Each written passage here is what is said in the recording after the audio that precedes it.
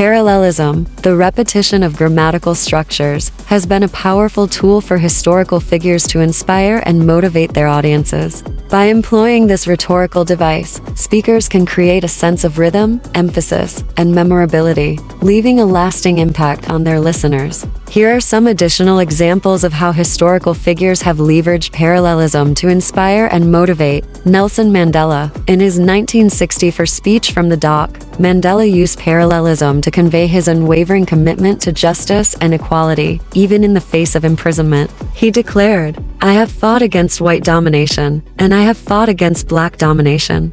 I have cherished the ideal of a democratic and free society, in which all persons live together in harmony and with equal opportunities. It is an ideal which I hope to live for and to achieve. But if needs be, it is an ideal for which I am prepared to die." The repetition of the phrase "I have fought" and the use of parallel structure emphasize Mandela's unwavering determination and his willingness to sacrifice for his beliefs. Mahatma Gandhi. In his 1942 Quit India speech, Gandhi used parallelism to call for an end to British rule and to inspire the Indian people to rise up in non-violent resistance. He declared, "Do or die. We shall either free India, or die in the attempt. We shall not live to see the perpetuation of our slavery." The repetition of the phrase "we shall" and the use of parallel structure created a sense of urgency and determination, motivating the Indian people to take action for their independence. Abraham Lincoln. In his 1863 Gettysburg Address, Lincoln used parallelism to honor the fallen soldiers and to reaffirm the principles of equality and democracy upon which the nation was founded. He declared, "407 years ago our fathers brought forth on this continent a new nation, conceived in liberty, and dedicated to the proposition that all men are created equal. Now we are engaged in a great civil war, testing whether that nation, or any nation so conceived and so dedicated, can long endure." The repetition of the phrase "407 years ago" and the use of parallel structure created a sense of historical significance and emphasized the enduring values of the United States. Sojourner Truth. In her 1851 speech Ain't I a Woman?, Truth used parallelism to challenge gender and racial inequality and to demand equal rights for women. She declared, "I have as much muscle as any man, and can do as much work as any man.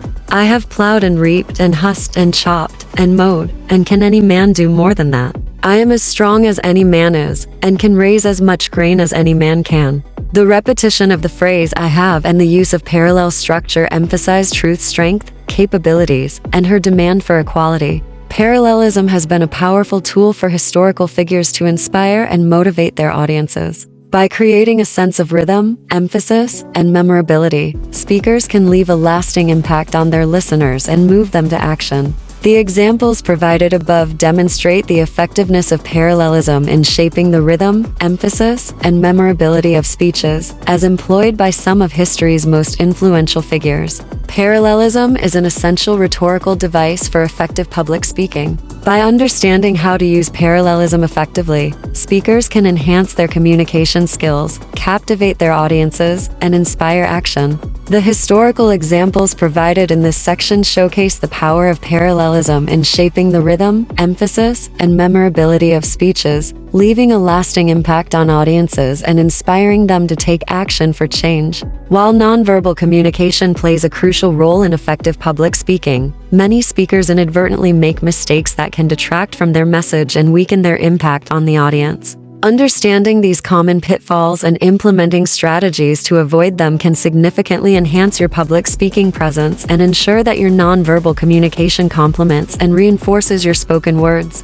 Slouching or hunching over conveys a lack of confidence and enthusiasm. Fidgeting or pacing aimlessly can distract the audience and make the speaker appear nervous. Crossing arms or keeping hands in pockets can create a barrier between the speaker and the audience. Avoiding eye contact can make the speaker appear disinterested or insincere. Darting eyes or looking at the floor can convey nervousness or lack of confidence.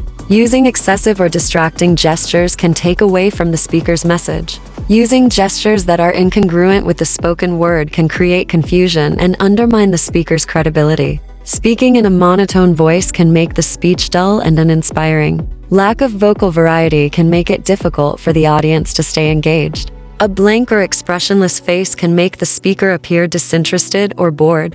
An overly serious or frowning expression can make the speaker appear intimidating or unapproachable. Stand tall with your shoulders back and your head held high. Use purposeful and controlled gestures to emphasize your points. Avoid fidgeting or pacing aimlessly. Make eye contact with different members of the audience throughout your speech. Hold each person's gaze for a few seconds before moving on. Use gestures that are natural and complement your spoken words. Avoid using excessive or distracting gestures. Use a variety of vocal techniques, such as changes in volume, pitch, and pace, to keep the audience engaged. Emphasize important points by raising your voice or slowing down your pace. Smile genuinely when appropriate. Use facial expressions to convey your emotions and enthusiasm. Avoid making faces that could be misinterpreted by the audience. By understanding common nonverbal communication mistakes and implementing strategies to avoid them, speakers can enhance their public speaking presence and ensure that their nonverbal communication complements and reinforces their spoken words. Mastering nonverbal communication takes practice and awareness, but the rewards are significant, as it can help speakers connect with their audience on a deeper level, deliver their message more effectively, and leave a lasting impression.